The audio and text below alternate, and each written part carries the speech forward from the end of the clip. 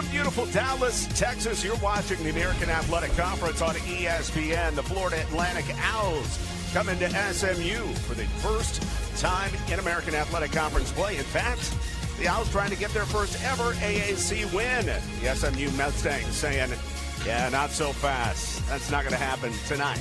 And we shall see about 2 hours from now. Welcome in courtside. I'm John Liddle, alongside former college coach Brian Burton, the third member of our crew, Breanna Sorensen, will be on along in a moment as well. For both these teams, Brian, it has been really rough just to get a starting five on the floor, get continuity because of injuries and illness. How tough is that as a coaching staff just to figure out what you got when you don't know who you got on the floor?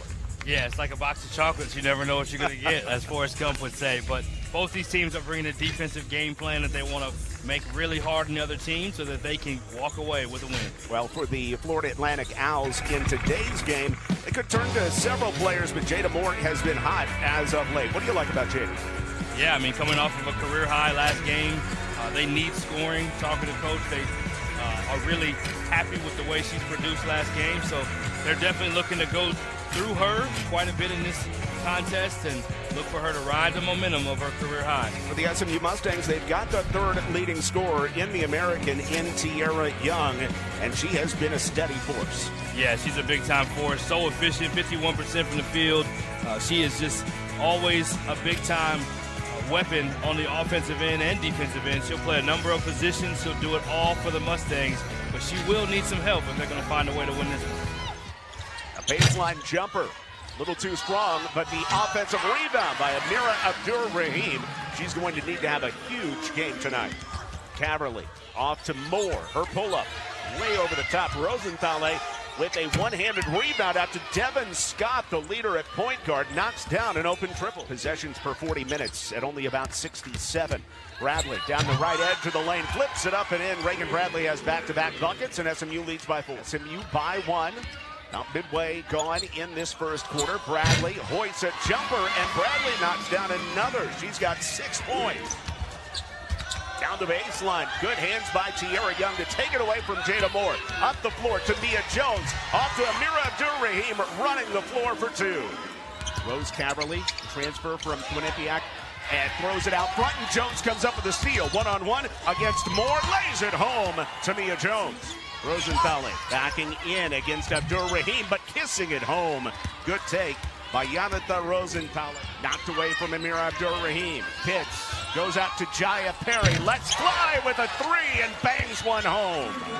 I mean, the numbers don't lie, right? I mean, I don't know that they're getting the opportunities to shoot a lot more, but they're definitely shooting efficiently from 3. And Jones has been a huge part of that.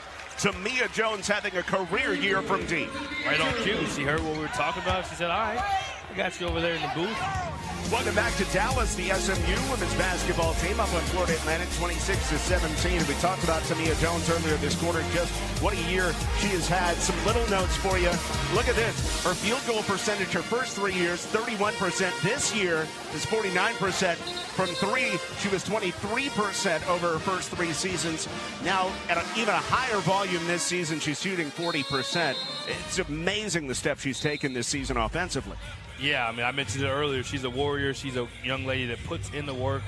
She absolutely loves playing for Coach Wilson, and she's responded to her culture about getting in the gym, putting in the work. If you want better results, you got to go earn it. And she is a young lady that is not afraid to earn it, and the numbers are not lying for her. In that game, that was a game that SMU was down in. They were trying to make a comeback, and it seemed like every time they got close, USF would hit a big 3. Here, SMU trying to retain a lead. This play run for the great three-point shooter, Maya Chandler, and Bradley hits her. Chandler responds with a run-busting jumper.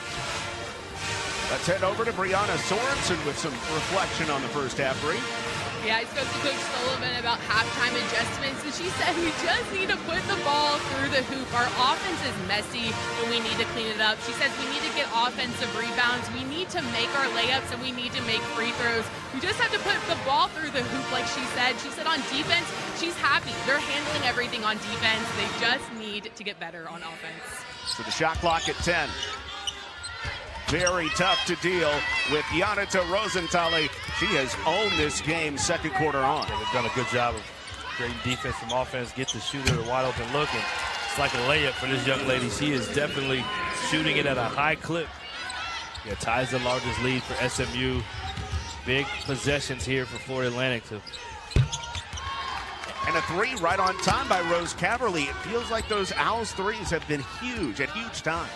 With 4:46 left in the third quarter, SMU leads 37-31 over Florida Atlantic. And I asked Coach Sullivan who her most vocal leader is on the team, and she said it has to be Yanida Rosentale. She's had a great year and does a fantastic job on the court from a rebounding standpoint. I mean, right now she has 15 rebounds. Coach said she's always been really encouraging to her team, and she's especially honed in on that with it being her last year. She said she's a great captain and team leader on both the locker room and out on the court. Bradley and Embry that were also on that team. So offensive foul. Maya Perry runs into Jaya Perry, and this time the Perry goes the way of Jaya. The final shot, down by 8 here at the end of the third quarter in this American Athletic Conference showdown in the first matchup between the two teams ever. Quick shot inside by Hannah, goes down with a lefty hook. Reagan Bradley doesn't pull the trigger in time, and it's a 6-point game at the end of 3, thanks to Dylan Hannah's first field goal of the game. SMU opened up the quarter with a couple threes of their own, but Florida Atlantic is sticking around in Dallas. Anybody's game as we head to the fourth on ESPN. In Dallas with Reagan Bradley and the SMU Mustangs up on Florida Atlantic, 45-39, and with more on Reagan Bradley, here's Breanna Sorensen. Yeah, Coach Wilson said she has big expectations for Reagan Bradley this season. She said that it can't be the Tiara Young scoring show. She wants Reagan to really step into her own offensively. She said that she spoke to her the other day at practice and said, hey, look, you took your 5th year to play basketball. You can't just coast through this season. I want you to excel. And ever since then, she said Reagan has been coming in early before practice and staying late after. And right now, we can see Reagan being a threat offensively with 12 points. Brian, how has she stepped up this game? yeah, again, we've talked about it some, and great job, Bree, on that coverage. She's just been really engaged. Again, you get 8 points in the first quarter on 8 shots. She's gotten 50-50 plays. She's made extra passes. She's made, again, defensive stops. So she's done the job so far. So really have struggled in those last 2 quarters from the field. But again, they still lead for now as the three-point try goes down to cut the SMU lead in half. Rose Caverly hits her second three. Chandler inside, Young, great look, and she knocks it down. That's only 4 points for the third leading scorer in the AAC, Young, who averages 18 a game. Scoring drought of more than 2.5 minutes between the two teams. Another giveaway as Bradley takes it away for SMU. Who's going to break the scoring drought? Tiara Young says me. Bradley's been good all night. Looking for her shot, finds Abdur Rahim, steps out, free throw line jumper is good, her first bucket since the first quarter. As Bradley takes it away again, it's a 3-on-1. Rosenthal is the only one back. Abdur Rahim is there and finishes, and SMU leads by 11 again, thanks to the quick 6-0 burst. Had a few more in the second half, and the coaching staff would probably prefer.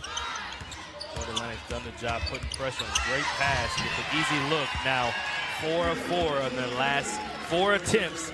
The Mustangs getting the separation, ties their largest lead of the game at 11. She has been a focal point of the offense. Quick shot by Caverly. She's got a great release. That's her third three of the second half. Florida Atlantic only down by 8. Caverly outside. Rosenthal, big shot, and she nails it. Yanata Rosenthal strokes one and makes it a 5-point game again.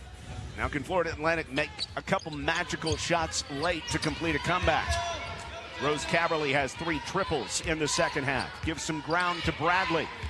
17 to shoot it. Caverly around the high screen by Hannah. Caverly deep 2. It's a 3-point game. There's the switch they wanted. Got the look. Yeah, 3-point jumper by Perry off the mark. She comes down awkwardly. And then in the backcourt, Young is fouled by Rosenthal. If you're Florida Atlantic, you want to try to get a tight jump ball not just foul just to foul. Try to get a tie-up, try to get a jump ball, and then foul if you don't get that. Bradley throwing it into Jones. Jones streaking to the bucket with speed to make it a 5-point lead. Florida Atlantic made it tough, but SMU in the end picks up the win, their first in American Athletic Conference play this season, to go to 1-1, a 57-52 win, and a sigh of relief for Toya Wilson, leading her shorthanded club to a key victory.